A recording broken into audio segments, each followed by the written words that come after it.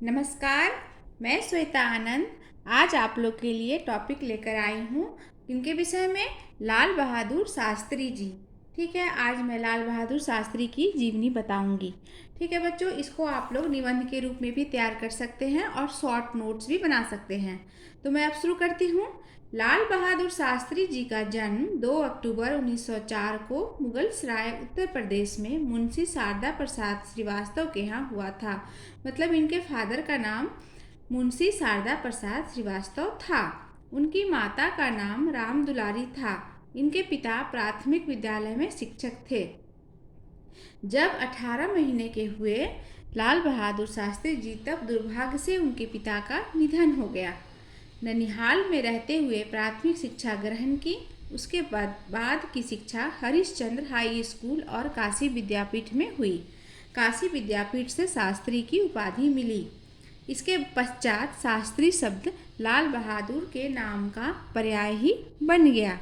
बाद के दिनों में मरो नहीं मारो का नारा लाल बहादुर शास्त्री ने दिया, जिसने एक क्रांति को पूरे देश में प्रचंड किया।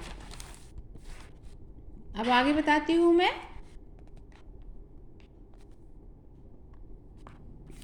उनका नारा था जय जवान जय किसान।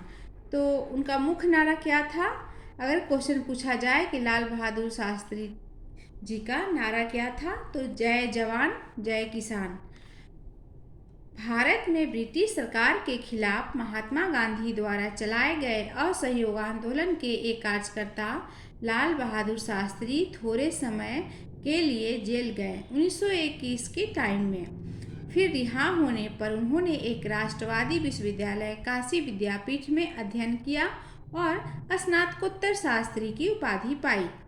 संस्कृत भाषा में स्नातक स्तर तक की शिक्षा प्राप्त करने के बाद वे भारत सेवक संघ से जुड़ गए और देश सेवा का व्रत लेते हुए यहीं से अपने राजनैतिक जीवन की शुरुआत की। शास्त्री जी सच्चे गांधीवादी थे, जिन्होंने अपना सारा जीवन सादगी में बिताया और उसे गरीबों की सेवा में लगाया। भारतीय स्वतंत्रता संग्राम के सभी महत्वपूर्ण कार्यक्रम आंदोलन में उनकी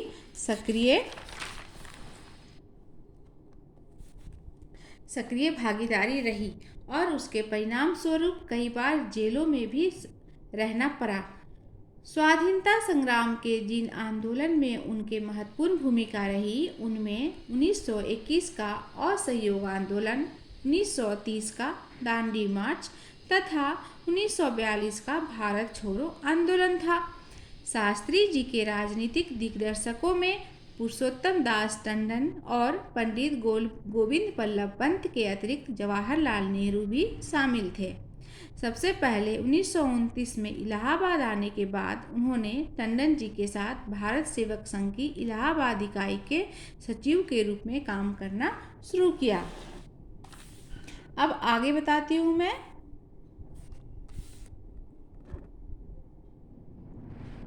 इलाहाबाद में रहते हुए नेहरू जी के साथ उनकी निकटता बढ़ी। इसके बाद शास्त्री जी का कद बढ़ता ही चला गया और एक के बाद एक सफलता की सीढ़ियां चढ़ते हुए वे नेहरू जी के मंत्रिमंडल में गृह मंत्री के पद तक जा पहुँचे। 1961 में गृह मंत्री के प्रभावशाली पद पर नियुक्ति के बाद उन्हें एक कुशल मध्यस्थ के रूप में प्रतिष्ठा मिली। 3 साल बाद जवाहरलाल नेहरू के बीमार पड़ने पर उन्हें बिना किसी विभाग का मंत्री नियुक्त किया गया और नेहरू की मृत्यु के बाद 1964 में वह भारत के प्रधानमंत्री बने।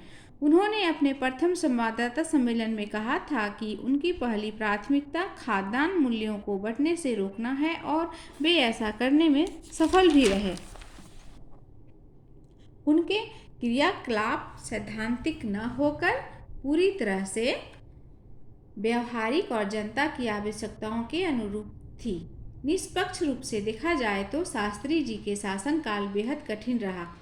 भारत की आर्थिक समस्याओं से प्रभावी ढंग से न निपट पाने के कारण शास्त्री जी की आलोचना भी हुई, लेकिन जम्मू कश्मीर के विवादित प्रांत पर पड़ोसी पाकिस्तान के साथ 1965 में हुए युद्ध में उनके द्वारा दिखाई गई दृढ़ता के लिए उनकी प्रशंसा हुई। ताशकंद में पाकिस्तान के राष्ट्रपति अयूब खान के साथ युद्ध न करने की ताशकंद घोषणा के समझौते पर हस्ताक्षर करने के बाद उनकी मृत्यु हो गई। उन्हें मरणोपरांत वर्ष 1966 में भारत रत्न से भी सम्मानित किया गया। शास्त्री जी को उनकी सादगी, देशभक्ति और ईमानदारी के लिए आज भी पूरा भारत श्रद्धापूर्वक याद करता है।